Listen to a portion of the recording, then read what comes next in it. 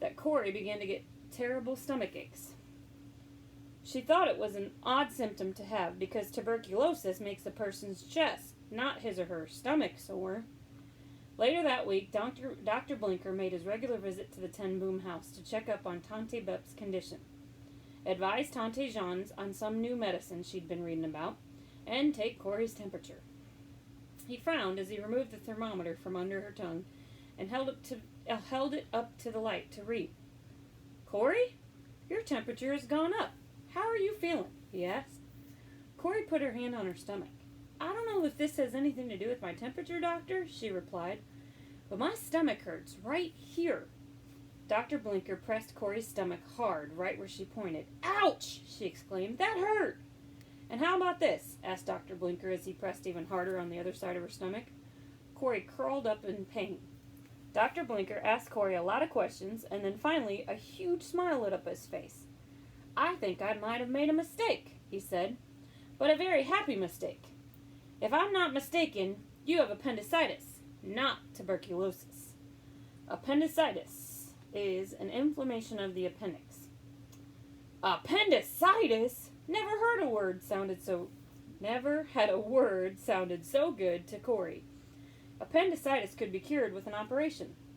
Corey wasn't going to die after all. And so she was rushed to the hospital where she was operated on the next day. Within a month, she was up and out again. Her tuberculosis was completely cured. Of course, after nearly 6 months in bed, Corey appreciated every day. She threw herself into many projects, some of which grew to be much bigger than anything she could have imagined. Betsy taught a Bible class, which Corey began to help with. Before long, Corey was teaching Bible lessons at many of the local schools. And then there was the girls' club. Corey had noticed there wasn't much for teenage girls to do in Harlem, so she started what she called the walking club. At first, just Corey and a few of the girls from Betsy's Sunday school class would go for walks on the sand dunes before church on Sunday mornings. Then several rich people in the nearby suburb of Bloomingdale heard about the club and offered their beautiful gardens for the girls to stroll in. Before Corey knew what was happening, 300 girls were in the club. Soon, Corey started other clubs to give the girls more things to do. There was the gymnastics club, the German language club, and the drama club. It wasn't long before there was at least one club meeting running every night of the week.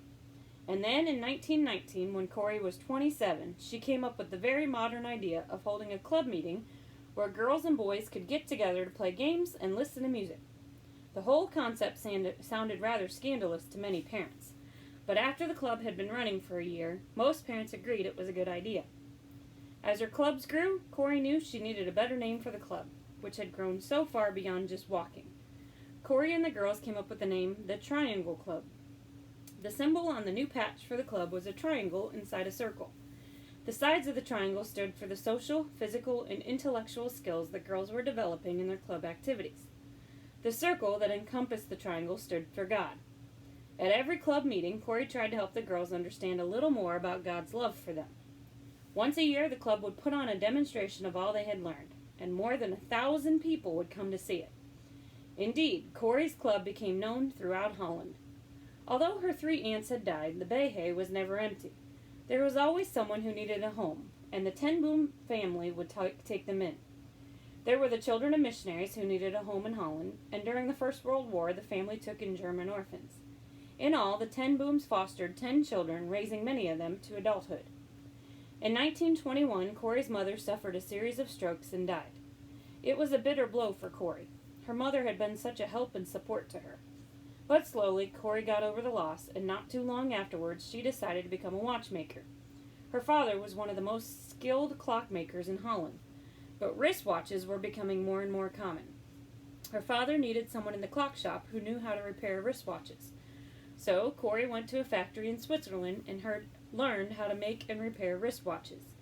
In 1924, at 32 years old, she became the first woman in Holland to be certified as a watchmaker. Soon after qualifying as a watchmaker, Corey thought her father was going to die and leave her to keep the Ten Boom clock mending tradition alive.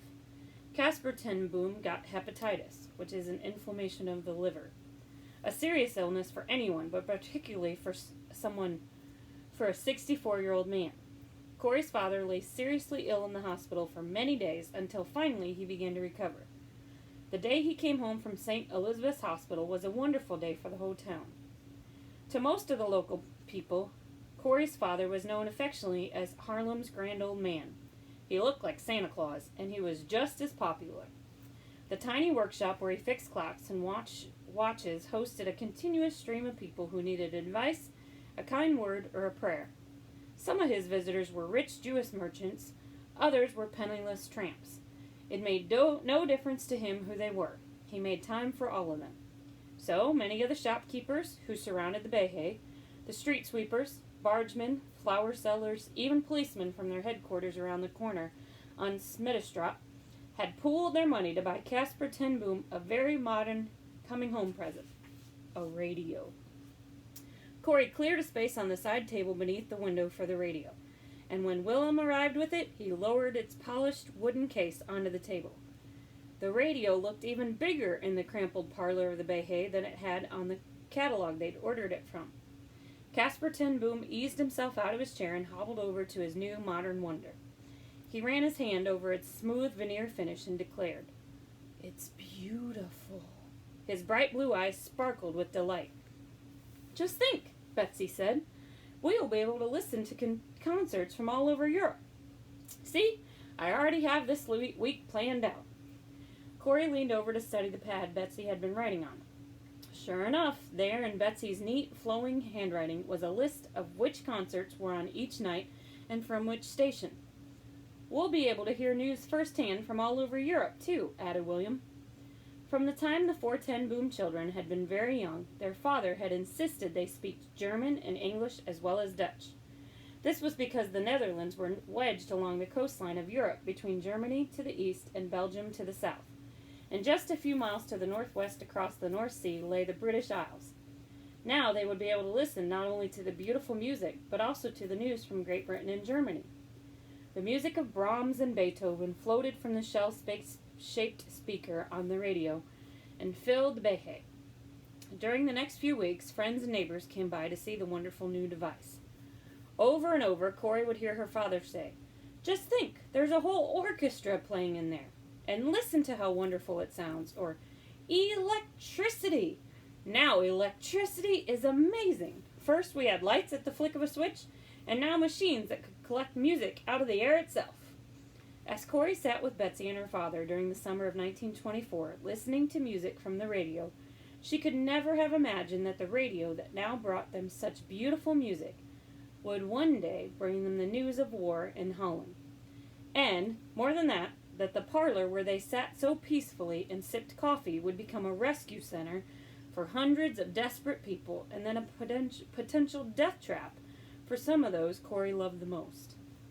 Corey could not have imagined any of those things then. No one in peaceful Holland could have. But these events would indeed happen, and the happy, busy life Corey lived would be turned into a living nightmare. That's the end of chapter 2.